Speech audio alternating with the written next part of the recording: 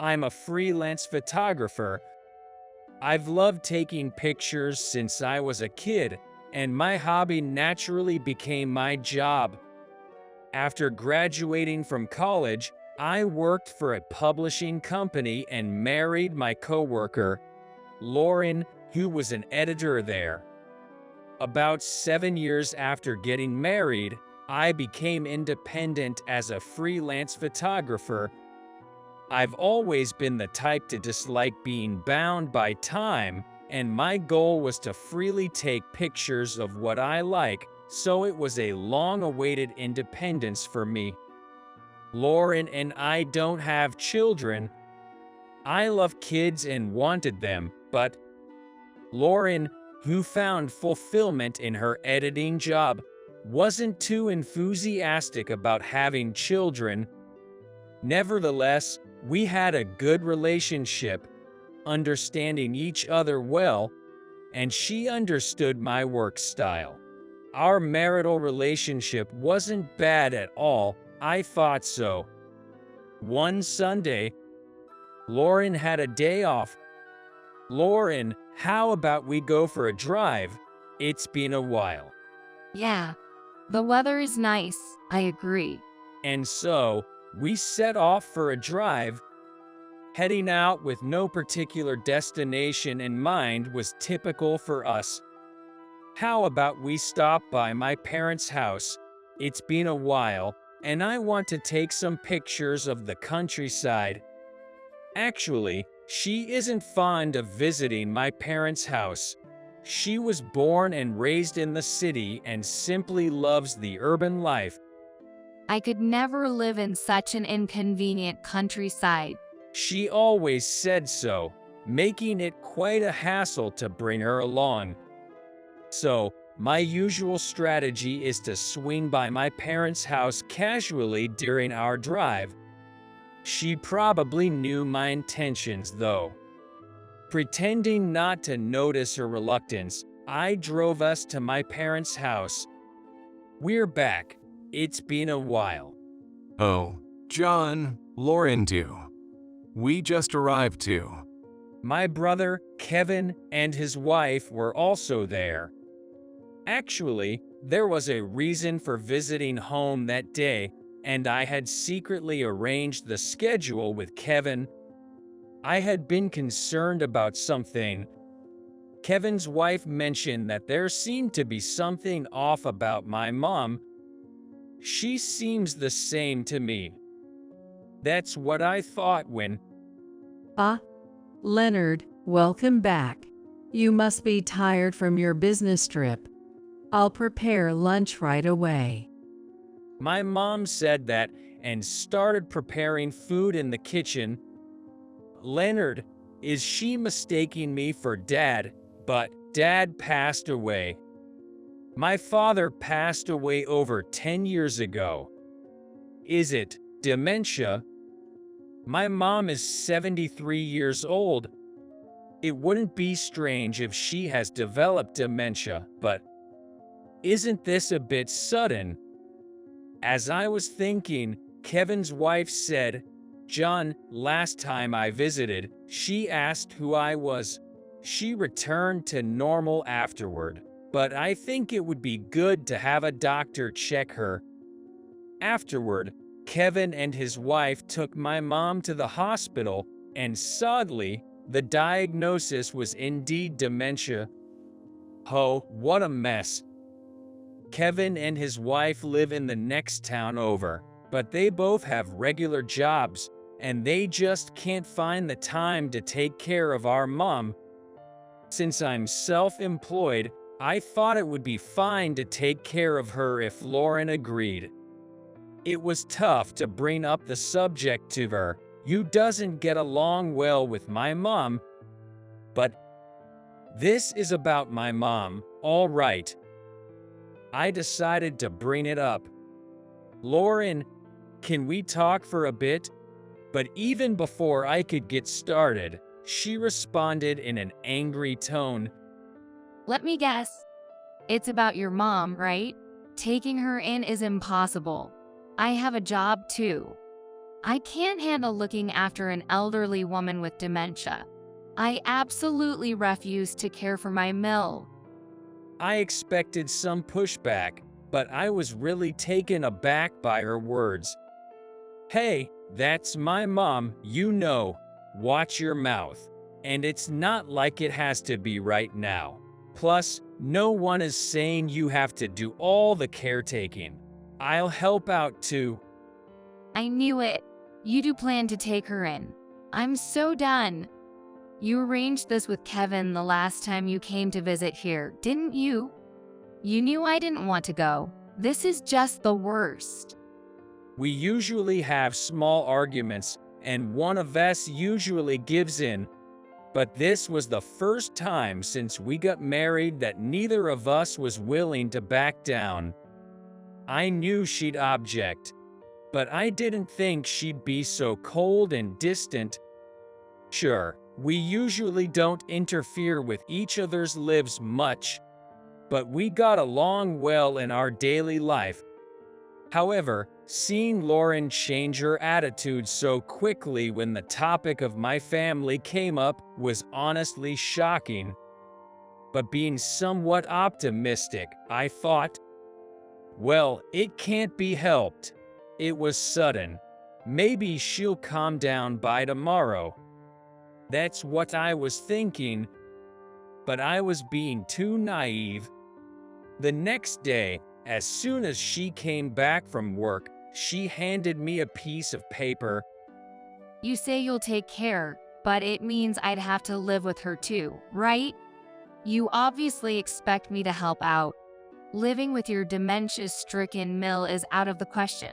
Living together is unthinkable even if she were healthy. I want a divorce. She handed me the already signed divorce papers, and You prepared this too well. Huh, what's this? Say whatever you want. I've made up my mind. This isn't what we agreed upon. What? What agreement? I said I wouldn't live with your parents together, remember? You agreed. Yay, but circumstances have changed. So, divorce just like that. Isn't that too hasty? It's not hasty. You broke our agreement, so it's only natural. She took her prepared suitcase and left the house. That was the last time I saw my wife in person. Indeed, losing my wife, who being with for a long time so suddenly, left me with lingering affection and loneliness. But seeing Lauren's human nature, rejecting and coldly pushing away even her mill, made my 1,000-year-old love feel cold. So, I also signed the divorce papers, and we divorced without meeting again. It's so fleeting. What is marriage, really? I'm done with women. I vowed never to marry again. For a while, until my ongoing work in New York settled down, I left my mom in the care of Kevin and a helper. And when I could find time between my work, I went back to Nebraska to share in caregiving. Although my mom's dementia was occasional, it wasn't hard for me as I was just visiting occasionally. But it must be tough for Kevin and his wife, who were working too. I felt guilty towards my brothers, but I had unfinished work in New York, and I intended to move to Nebraska once the work was done. Finally, after my work settled down, I returned to Nebraska 2 years after the divorce.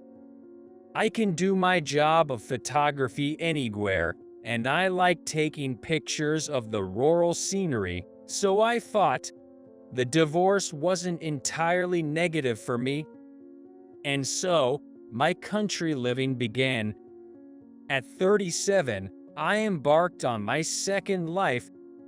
My mom is sometimes a child and sometimes an adult. It was challenging to keep up with her, as it seemed like she was constantly moving between the past and the present. But no offense to my mom, going back to the past is incredible. Mom, are you riding a time machine or something? I could never say it out loud, but I honestly felt this way, probably because I hadn't experienced any significant incidents at the time. Life with my mom was peaceful, thanks to my brothers and the helper, Thompson. However, my mom, who always loved cooking, would try to get to the kitchen. Mom, it's dangerous. I'll do it. Don't treat me like a senile old woman. I'm still okay, you know. She would hold the knife with a laugh, which was quite scary. I was also confident in cooking. When I was married, we both worked, so we took turns making dinner. Especially since I became a freelance photographer and had a more flexible schedule, I would always cook dinner for my ex-wife who worked late at the editorial department. But I never thought the day would come when I, as an adult, would be in the kitchen with my adult mother. One day, Thompson, who always took care of us, brought a new helper. I'll be in your care from today. I'm Rachel Adams. Nice to meet you. The pleasure is mine. The new helper was around my age. Have I seen her somewhere before? As I watched her, thinking so. It's been a while, John. It's me.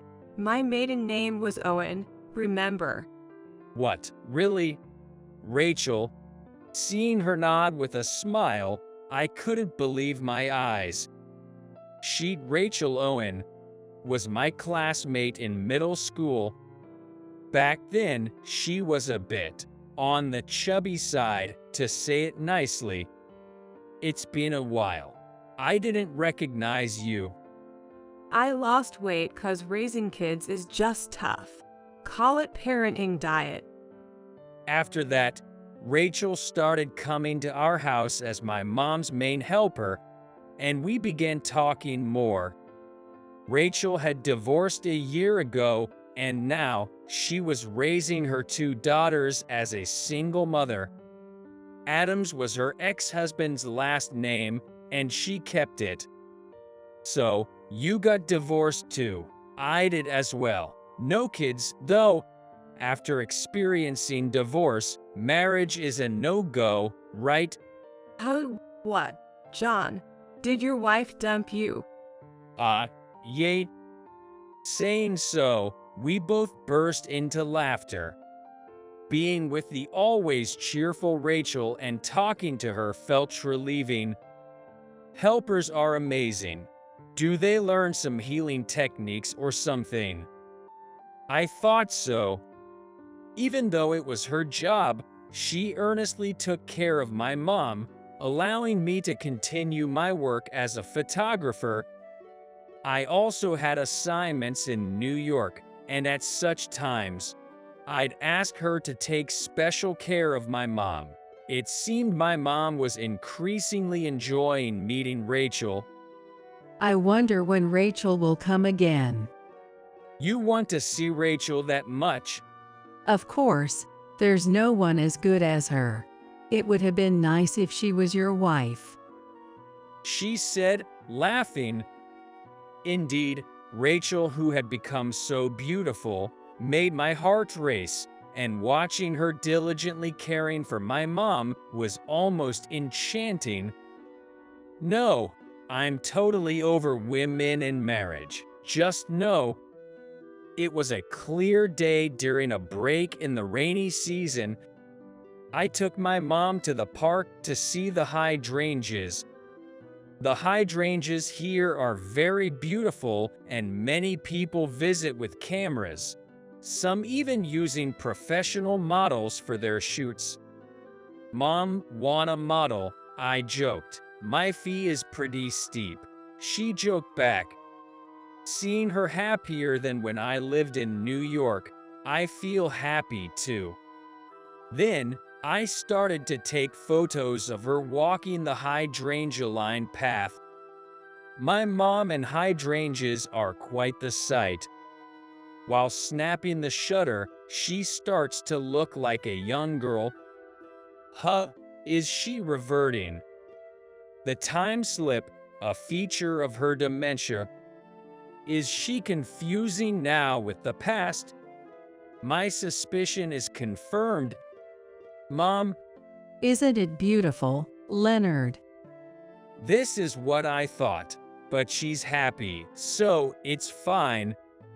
I let her walk as she likes and continued to photograph her. Let's take a break. Sit here and wait. Don't move, okay? I tell her to sit on the bench, and I take my eyes off her for just about a minute to Bidey from the shop. She's gone. Where did she go? I searched around but couldn't find her. How did she disappear in such a short time, if anything happened? The thought sends shivers down my spine. Just as I thought of contacting the police, John, I turn around and there are Rachel and my mom. Rachel, Mom, where have you been? Leonard, let me introduce you. This is Rachel, my friend. hello, Leonard. We were just looking at the hydrangeas behind the path. You were having fun, right, Michelle? My mom is mistaking Rachel for her friend. Rachel, being a caretaker, is going along with my mom's story. Behind Rachel, there are her twin daughters, around elementary school age. Are these your daughters? Yes, this is Ella and Mila. Say hello, girls. Hello, I'm Ella. I'm Mila. Thank you for finding my mom. I'm John, a classmate of your mom's. To thank them for finding my mom, we decided to have lunch together and we went to a restaurant. Never thought I'd end up having lunch with Rachel and her daughters. Having a meal with Rachel privately is something I never imagined back in our school days. So, such a situation makes me feel somewhat awkward. Probably, Rachel feels the same, and the atmosphere is a bit tense. My mom broke that awkward silence in no time. What lovely little girls. I wish I had grandchildren too.